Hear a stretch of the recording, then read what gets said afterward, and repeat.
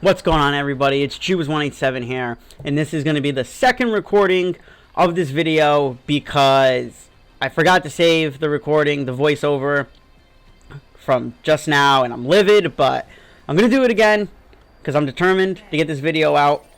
So I got a 40-0 Winston game running in the background, and the video, the commentary is going to be about Season 2 solo queue, competitive mode, how it fares against Season 1, what's different, is it better, is it worse. I've been on the competitive Overwatch subreddit for about a week now, and a lot of people are saying that it's not that great, and they enjoyed Season 1 more. And one thing that people keep bringing up is consistency. They'll say that some games will be like 6 people on the mic, like easy peasy, face roll stomp, calling out ults, all that stuff, filling out the team comp correctly, and then the next game will just be an absolute shit show, people suiciding, feeding the enemy team ults, and things of that nature.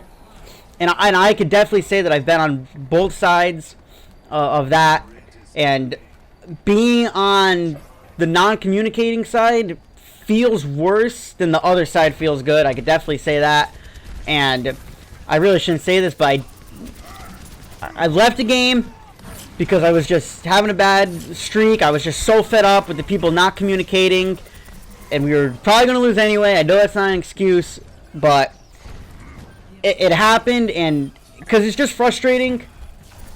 But to why the games are inconsistent, I believe, is because everybody is grouped up into the middle of the pack. It's very centralized.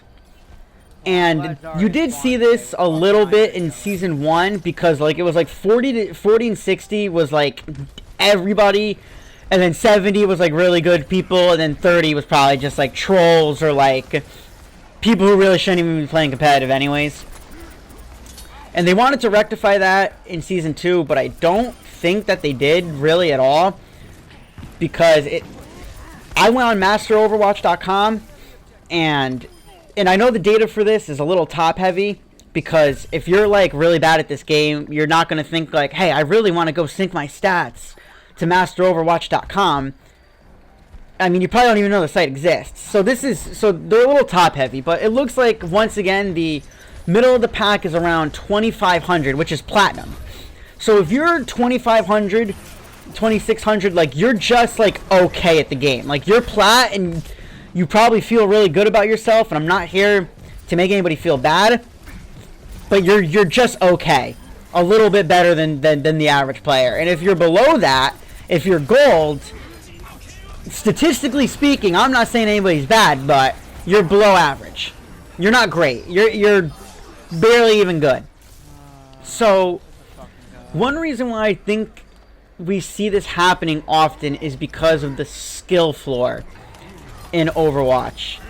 And I'm not saying that this game doesn't have a skill ceiling. I think this game can be very deep when you really get into the nitty gritty and, you know, very hardcore competitive, but the floor, like, how bad could you really be at Overwatch if you have somewhat of a brain, like you're actually trying and you're not like 6 years old? If you play someone like Lucio, and you could be the kind of Lucio that's switching between speed boost and heals depending on, you know, the situation, you're communicating with your ult, you know, you're not just bopping people back because you think it's funny, you're bopping people back because it's like, oh, I need a peel off this guy, you know, then all the power to you, you're a great Lucio, keep on doing that, I hope I get to play with you. If you're not that Lucio, if you're kind of just the Lucio chilling in the point with the healing song on, like, oh, you know, I love this jam, like, okay, like, you're still okay. Like, you're still better than no Lucio. And when the team has 6 people on it, and you're only 1/6 of that team, it's really easy to kind of just squeak by a win like that, even though you weren't great at the game, you know?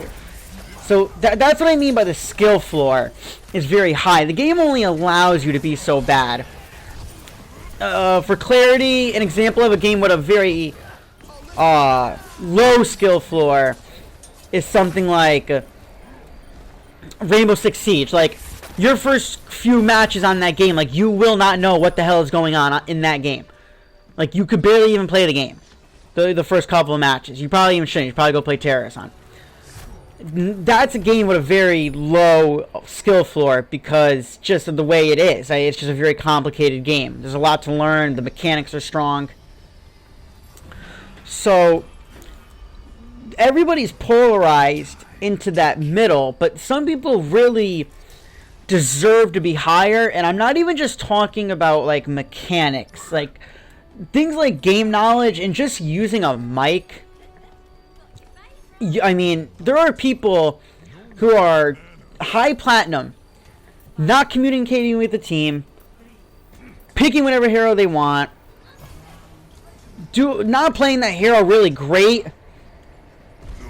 and just kind of like just suiciding into the point, and just not being that level of player that you expect them to be. Now, a lot of people don't like to use the mic. And if you're watching this and you're a person who plays competitive and you don't use the mic, just tell me why, because I want to kind of understand it. I think a lot of people think that, like, oh, people are going to be toxic to me on the mic, but I play Final Fantasy 14, and we invite a lot of people and and they call them pugs, pickup groups, to play for raids, and most of the time they'll invite you to the voice chat channel. And I've never seen anybody straight up be toxic. I know that's not a competitive game, but people still take it seriously. But it's just like human nature, really. I mean, it's so much easier to be a keyboard warrior and just shit talk somebody. But are you really going to get, like, on voice and be, like, voice to voice with somebody and be like, yeah, man, like, you suck, like, you're garbage, you should uninstall. Like, I've never seen that happen. It's very rare. And the people who I've been, in quotations, toxic to have just been me complaining that they're not using the mic and playing at a competitive level. It's not bad to expect other players to be at a competitive level. You know, to play, like, care about the team comp and communicate and ping for your ult and stuff like that. There's nothing wrong with thinking that. So there should be a lot of players that should be higher, or it should be lower based on what, how they choose to play the game. But like I said, 1/5 of the team, I don't need all 6 people on mics, but if 3 or 4 are, then it greatly increases my chances of winning. I mean, I can't deny that. Another thing, a problem with Season 2 is the placement matches. The placement matches, to me, felt extremely generous. And my little brother was 45 or 47 in Season 1. And he went 2-8 in his Season 2 placements. And he got gold. Now, gold, historically, if I look at the games that have used the tried and true, like bronze, silver, gold, plat, blah, blah, blah, which would be Final Fantasy 14, their PvP, Rainbow Six Siege, League of Legends, and that's probably it, and this game too as well. But gold is usually, like, pretty good. And I think if you went 2-8 and you already didn't have a really great rating before that, like, you have no business placing in gold. I personally think that gold should have been for, like, the 9-0 and things like that, because you can't even drop down, really.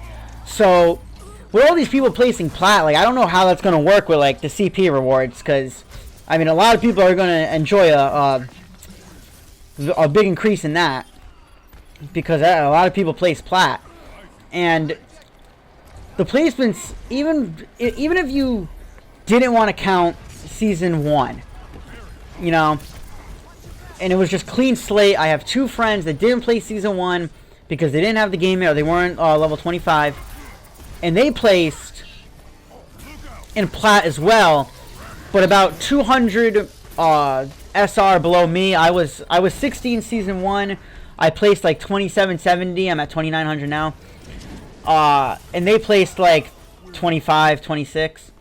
And they even said, like, we're nowhere near your level. Like, you are much better than us. You are, you know more about the game. You know the flanks on the maps. You know the whole 9.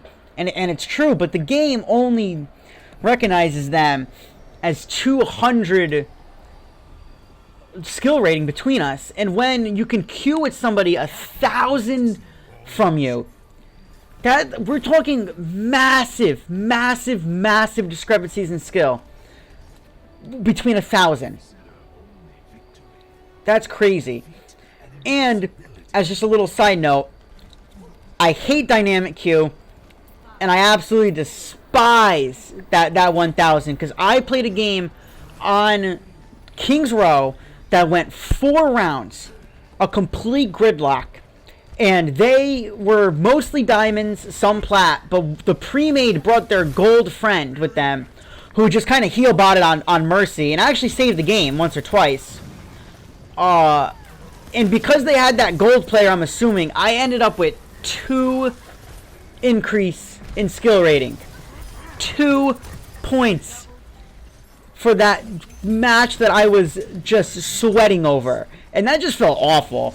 So, I honestly hate dynamic queue, and I hate parties that come in and don't use the game chat, because now I can't communicate with 3 people, 4 people on my team. I would have rather they can't even hear me too if they're in their PSN chats.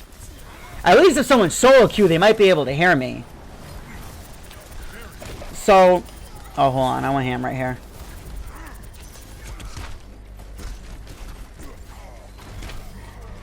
Okay, so one thing I suggested was that the skill ratings or your tier was just based on your percentile. They take a list of all the SRs and they say, this is the bottom 40%, you're going to be bronze. And then the next 30%, you guys are silver. That's 70% of the player base. So maybe the next 20% gold players, maybe even more, maybe 10% gold. And then you kind of take it from there, and it's a little more dynamic that way, because you might go to sleep silver, but then you wake up bronze, because people who were bronze played well and they played a lot and they crept up and they pushed you into that lower percentile. So that kind of gives you motivation to play more, which I know was kind of a problem in season 1. Good players didn't play, kind of hogged their spots, but it makes you value where you are a lot more. And I'm in the top 100 in Final Fantasy PvP, and it's fun to see how sometimes I wake up and I'm higher than I was the night before, because someone went on a loss streak, and now they went from top 20 and now they're top 70, almost dropping out. And it's so now I move up because of where I am. So it makes it a little more dynamic. Some people on Reddit, most people on Reddit thought that was a little extreme. But, I don't know, I think it would be pretty good. But I just wanted to post this video, talk about how I... 40-0, baby boy!